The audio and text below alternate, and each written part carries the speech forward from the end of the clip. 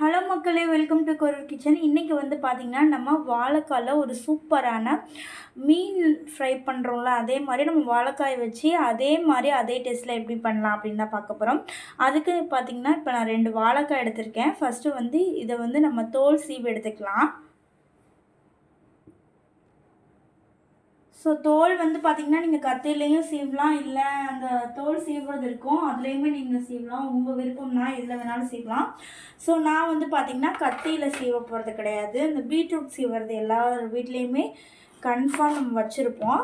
So அதில் தான் சீவ போகிறேன். அதுக்கு வந்து ஃபஸ்ட்டு நம்ம இந்த மேலில் இருக்க அந்த காம்பையும் இந்த கீழே இருக்கிறதையுமே நம்ம கட் பண்ணி எடுத்துக்கலாம் ஃபஸ்ட்டு.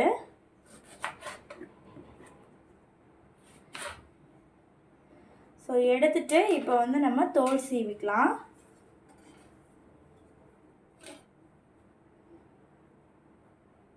பார்த்திங்கன்னா 2 வாழைக்காயுமே நல்லா தோல் வந்து சீவியாச்சு. இப்போ வந்து இதை நம்ம கட் பண்ணலாம். ஸோ வாழைக்காய் வந்து பார்த்திங்கன்னா கட் பண்ணுறப்ப இந்த மாதிரி ரவுண்டாகவுமே கட் பண்ணிக்கலாம். இல்லை அந்த நமக்கு வந்து இந்த ஃபிஷ் மாதிரி அந்த சைஸில் வேணும் அப்படின்னாலும் இந்த மாதிரி நம்ம கட் பண்ணலாம். ஸோ நான் வந்து 2 விதமாக கட் பண்ணியிருக்கேன். ஃபிஷ் மாதிரி இருக்கணும் அப்படிங்கிறதுக்காக ஒரு மாதிரியும், ரவுண்டாக நார்மலாக கட் பண்ணுற மாதிரியும் நான் வந்து வாழைக்காய் வந்து கட் பண்ணியிருக்கேன். ஸோ ஃபிஷ் மாதிரி கட் பண்ணுறதுக்கு எப்படி கட் பண்ணோம் அப்படிங்கிறது நான் உங்களுக்கு கட் பண்ணி காமிச்சிருக்கேன். பார்த்திங்கன்னா இது வந்து ஆல்மோஸ்ட் அந்த அந்த ஃபிஷ் எப்படி இருக்குமோ அந்த ஷேப்க்கு வந்து வந்துருச்சு. இது வந்து பார்த்திங்கன்னா நம்ம நார்மலாக ரவுண்டாக கட் பண்ணுறது. அடுத்து வந்து நம்ம இந்த மசாலா ரெடி பண்ணிக்கலாம். ஸோ 4 ஸ்பூன் வந்து பார்த்திங்கன்னா குட்டி ஸ்பூனில் சொல்கிறேன், ஒரு மீடியமான ஸ்பூனில் 4 ஸ்பூன் வந்து நான் அரிசி மாவு எடுத்திருக்கேன். அதே அளவுக்கு கார்ன்ஃப்ளவரும் எடுத்திருக்கேன். 2 ஸ்பூன் வரமிளகாத்தூள், 1 ஸ்பூன் வந்து இஞ்சி பூண்டு பேஸ்ட்டு விழுது சேர்த்துக்கிறேன். சேர்த்துட்டு அரை குட்டி சைஸ் எலுமிச்சம்பழத்தில் அரை எலுமிச்சம்பழத்தோட சாறு சேர்த்துக்கிறேன். சேர்த்துட்டு கொஞ்சமாக தண்ணி ஊற்றி இந்த மாதிரி பேஸ்ட் மாதிரி ரெடி பண்ணிக்கோங்க. அடுத்து 1 ஸ்பூன் வந்து உப்பு சேர்த்துருக்கேன். சேர்த்துட்டு இந்த மாதிரி ஆட் பண்ணிவிட்டு நம்ம கட் பண்ணி வச்சுருக்க வாழைக்காய் எல்லாத்தையுமே போட்டு நல்லா இந்த மாதிரி அந்த வாழைக்காயில் வந்து இந்த பேஸ்ட்டு வந்து நல்லா ஒட்டணும். அந்த அளவுக்கு நல்லா இந்த மாதிரி பிசைஞ்சு விட்டுருங்க. இப்போ பார்த்திங்கன்னா நல்லா ஒட்டிடுச்சு. இதை வந்து நம்ம ஒரு 15 மினிட்ஸ்க்கு மூடி வச்சிடலாம். எதுவுமே டிஸ்டர்ப் பண்ணாதீங்க, மூடிட்டு தனியாக எடுத்து வச்சுருங்க.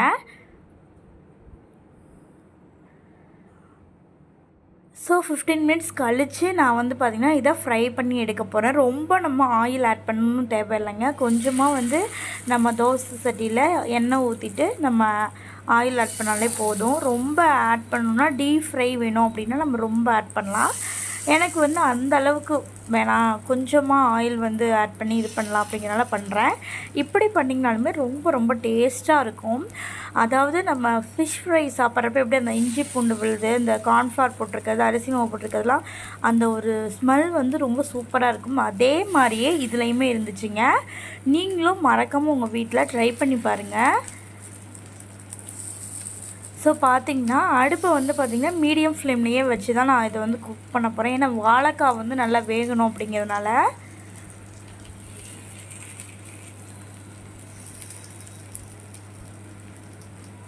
ஸோ இந்த சைடில் நம்ம வைக்கிறோம்ல பார்த்திங்களா, அதுக்கெலாம் வந்து ஆயில் வந்து இல்லை அப்படிங்கிறதுனால நான் மறுபடியுமே அந்த சைடில் இருக்கிறதுக்காக சைடில் இருக்க வாழைக்காய்க்கெலாம் நான் கொஞ்சமாக ஆயில் வந்து ஆட் பண்ணணும்.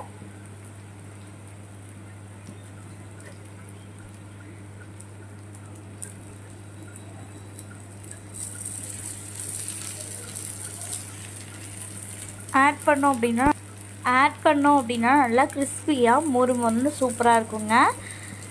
ஸோ கொஞ்சமாக நம்ம ஆயில் ஆட் பண்ணாலே போதும். ரொம்ப நம்ம ஆயில் ஊற்றி அதில் வந்து நம்ம ஃப்ரை பண்ணோம் அப்படிங்கிற அவசியமே கிடையாது. ஸோ இப்போ வந்து பார்த்திங்கன்னா ஓரளவுக்கு நல்லா அடியிலலாம் வெந்துருச்சு. அதனால் இப்போ நான் திருப்பி போட்டுக்கிறேன். திருப்பி போட்டால் இந்த மாதிரி தாங்க நம்மளுக்கு இருக்கும். ஸோ சூப்பராக இருக்கும். பார்த்திங்கன்னா எல்லா வாழைக்காயுமே நல்லா இந்த மாதிரி ஃப்ரை பண்ணியாச்சு, திருப்பியும் போட்டாச்சு. இதையுமே வந்து பார்த்திங்கன்னா ஒரு 3 மினிட்ஸ் வச்சா போதும். ஏன்னா நான் வச்சுருக்க தோசை வந்து நல்லா சூடு ஏறும் அப்படிங்கிறனால டக்குன்னு வெந்துடும். ஸோ இதே மாதிரி தாங்க இந்த ரெசிபி உங்கள் வீட்டில் ட்ரை பண்ணி பார்த்துட்டு எப்படி இருந்துன்னு சொல்லுங்கள். தேங்க்யூ.